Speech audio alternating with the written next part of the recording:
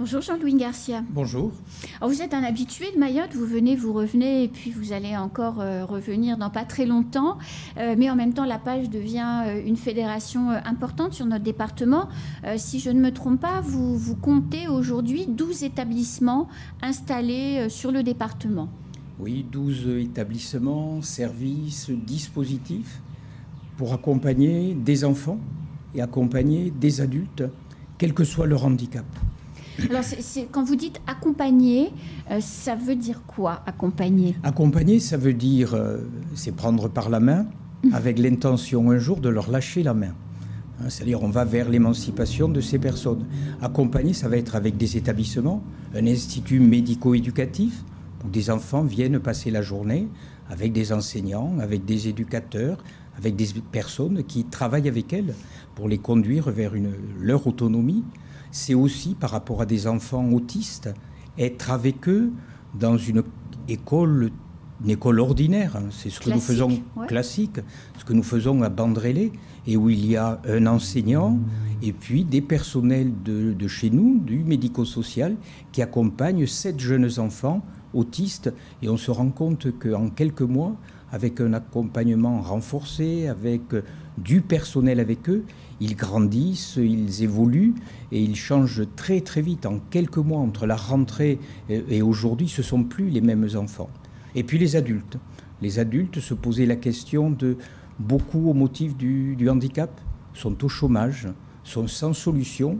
Et nous, notre ambition, c'est les sortir du chômage, voir ce qu'ils sont capables de faire, les rentrer dans des parcours de formation et puis leur trouver de l'emploi dans les entreprises mahoraises. Alors justement, vous avez créé à Mayotte une entreprise adaptée il y a maintenant quelques mois. C'est quoi le premier bilan après 6 mois à peu près aujourd'hui, un peu moins de 6 mois de vie de cette entreprise adaptée? Alors l'entreprise adaptée, c'est un dispositif qui est à cheval entre le monde protégé du travail et l'entreprise ordinaire. Et l'objectif, on l'a créé, on a signé avec monsieur le préfet le 14 novembre. On est à la mi-janvier, donc c'est très très récent. L'idée, c'est de travailler avec ces personnes accompagnées dans le monde ordinaire de l'entreprise. Alors un exemple, on a signé des partenariats avec des entreprises qui s'occupent de nettoyage de véhicules de transport collectif ou autres. Les autocars de transport scolaire, pour ne pas les citer. Par exemple. Et donc, les personnes que nous allons intégrer dans l'entreprise adaptée vont aller dans l'entreprise ordinaire et jouer leur place de salariés. On est dans le monde ordinaire de l'entreprise. J'écoutais le reportage précédent, l'interview précédente, et on crée de l'emploi, on crée de la richesse et on donne à ces personnes-là un statut tout à fait ordinaire, c'est-à-dire ils reprennent leur place dans la société, alors que c'était un peu les cachets de la société. Alors pour les chefs d'entreprise qui vous écoutent là et qui se disent « Ah mais oui, bien sûr, moi j'ai telle ou telle activité chez moi à réaliser et pourquoi pas donner sa chance à des personnes handicapées, mais moi je ne sais pas faire ». Parce que c'est souvent le cas, ça me paraît un défi irréalisable. Est-ce qu'en prenant contact avec cette entreprise adaptée, on peut facilement mettre au point une manière de travailler? Alors, on travaille avec eux. Quand nous avons créé, fin 2020, la plateforme de professionnalisation des personnes en situation de handicap, on était dans cette démarche-là. Et autour de la table, on appelait ça un consortium d'entreprises qui souhaitaient avancer dans le cadre de l'emploi des personnes handicapées et qui ne savaient pas comment s'y prendre. Nous avons commencé novembre 2020. Depuis, nous avons accompagné 119 personnes qu'on a sorties du chômage, qu'on a sorties de la non-reconnaissance du handicap. Et ces 119, aujourd'hui, nous en avons 80 sur 119 qui sont en emploi. Donc on les a sortis de ce non-rôle sociétal, ils travaillent, et on en a 12 qui sont aujourd'hui, pas 12, 24 qui sont aujourd'hui en emploi formation. Ce qui veut dire que sur 119, en gros, il y en a une centaine qui sont déjà le pied dans l'emploi, dans le travail. Et au lieu de bénéficier de la solidarité nationale, il crée de la richesse. C'est ça aussi l'intérêt. Cette plateforme, elle est unique en France. Alors c'était ce que j'allais vous demander. Ce que vous faites à Mayotte, où on sait que tout est toujours plus difficile qu'ailleurs, et je suppose que dans la prise en charge des personnes handicapées, ça doit être encore plus difficile. Est-ce que ce que vous faites ici, ça s'inscrit dans la droite ligne de ce que vous faites en métropole? Est-ce que c'est des systèmes à part?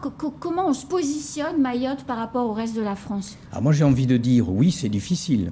C'est difficile, mais c'est génial aussi, parce qu'on est obligé d'inventer.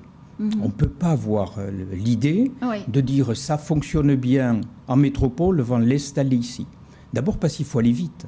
Les Mahorais en situation de handicap, ils attendent des réponses aujourd'hui, pas dans 5 ans. On est d'accord. Donc il faut créer des dispositifs rapides, fluides, qui s'appuient sur ce qui existe déjà. Et donc on est obligé de sortir de la réglementation, d'inventer des choses tout à fait nouvelles. Alors moi, je dois dire qu'on est accompagné aussi par les pouvoirs publics qui acceptent de rentrer là-dedans. Et aujourd'hui, on regarde de métropole ce que nous, à Page, nous inventons ici, en se disant, mais c'est pas idiot ce qu'ils font là-bas. Et si on l'implantait en métropole dans des départements particuliers ou dans d'autres départements d'outre-mer? Donc en fait, à Mayotte, la Page innove, et ces innovations d'organisation, de procédures, quelquefois aussi de simplification, elles inondent, si je puis dire, le reste du territoire. Bien sûr, on a quelque chose qu'on inaugurera dans quelques jours, le 11 février, qui est une date importante, c'est l'anniversaire de la loi du 11 février 2005. Alors personne ne sait, enfin en tout cas, il n'y a pas beaucoup de monde qui nous écoute qui doit savoir ce qu'est cette loi. C'est une du 11 février 2005. Et je reconnais mon ignorance. Vous avez raison. C'est une belle loi qui dit que la personne en situation de handicap, c'est un homme, une femme comme les autres, comme tous les autres, et qu'ils ont des droits.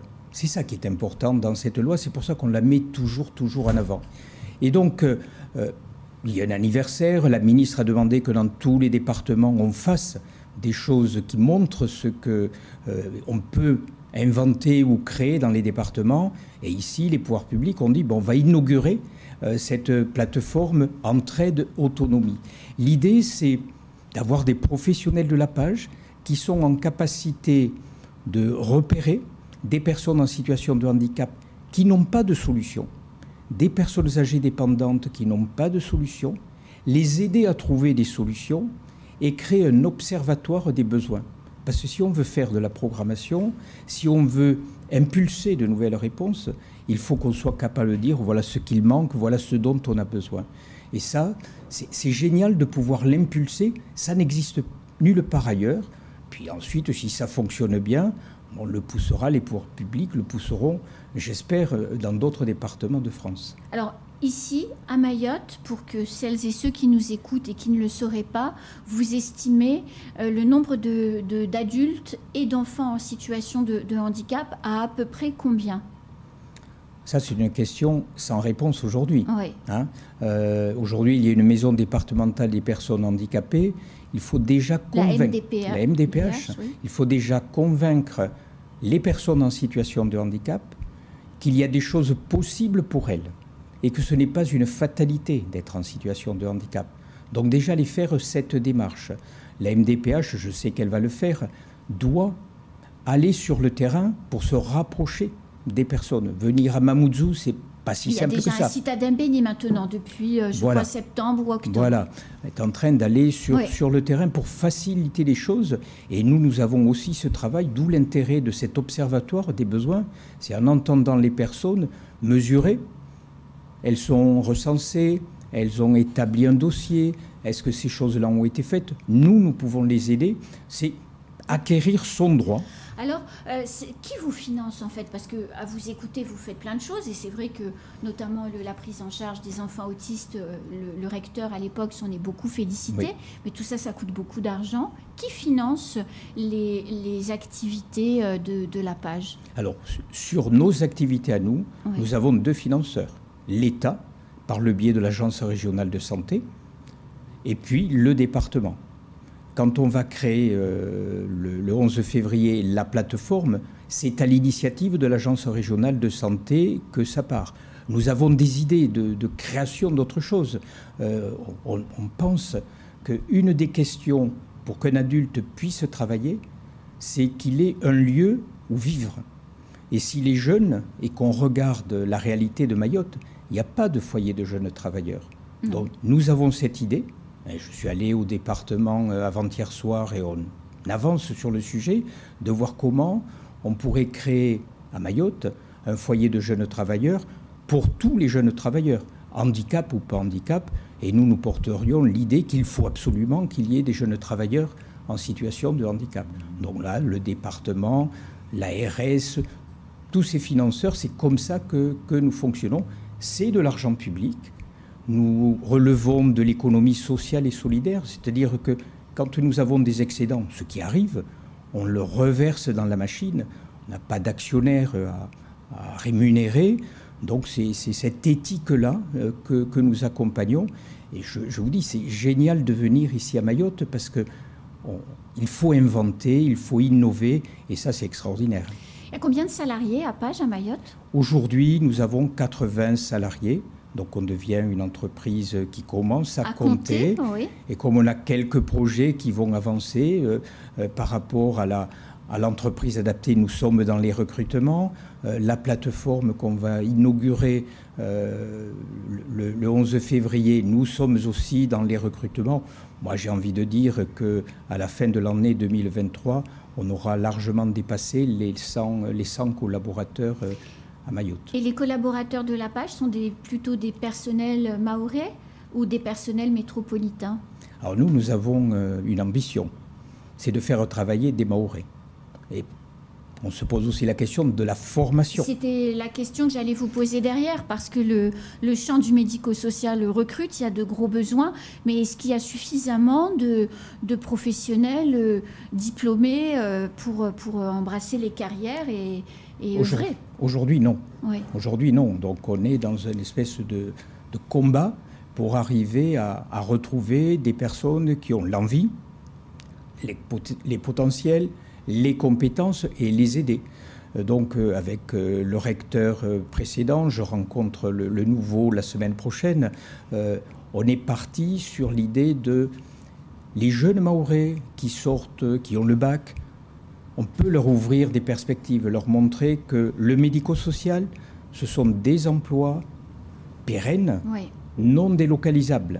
Et donc, s'ils rentrent là-dedans, et on leur offrira un emploi en CDI. Donc on est parti sur le métier de moniteur-éducateur. Et aujourd'hui, nous lançons une formation pour l'ensemble du médico-social sur Mayotte pour les moniteurs-éducateurs. On se dit aussi, ceux qui travaillent chez nous, il faut qu'ils aient une espérance de carrière. Bien sûr. Et donc on a lancé, il y a quelques jours, une formation de personnes qui ont les potentiels pour devenir chefs de service. Ils sont rentrés dans un cursus, il y a 48 heures, dans un cursus de formation, ici à Mayotte, et ils savent qu'à terme, on a des postes de chefs de service vacants. Et que c'est eux qui seront prioritaires sur ces emplois-là. Bien évidemment. Donc on crée des trajectoires de carrière pour permettre à des jeunes gens, et ça je le dis puisque les inscriptions Parcoursup ont commencé, hein, oui, on est en plein dans la campagne jusqu'au mois de mars, donc pourquoi pas choisir des carrières, des formations dans le champ du médico-social, parce qu'il y a de l'emploi à Mayotte et des entreprises qui offrent des trajectoires de carrière, et je sais qu'ils sont nombreux les jeunes à pas toujours savoir ce qu'ils ont envie de faire demain. Exactement. Et quelquefois, le fait de se dire il y a du travail, ça suffit à motiver. Et nos métiers sont peu connus. On s'est entendu, que ce soit avec monsieur le préfet, avec l'ARS lundi dernier, le soir. On a besoin de communiquer et de faire connaître les métiers du médico-social qui s'appliquent ici aux Mahorais qui ont besoin de ces accompagnements-là.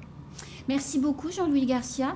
Vous êtes le bienvenu sur ce plateau. C'est gentil. Vous revenez, j'espère, à chaque fois que vous venez nous faire un petit point d'avancement pour donner aussi de l'espoir à celles et ceux qui nous écoutent, mais aussi de se rapprocher de votre plateforme pour parler de leurs besoins, de leurs difficultés, mais aussi de pouvoir avoir un état des lieux assez complet.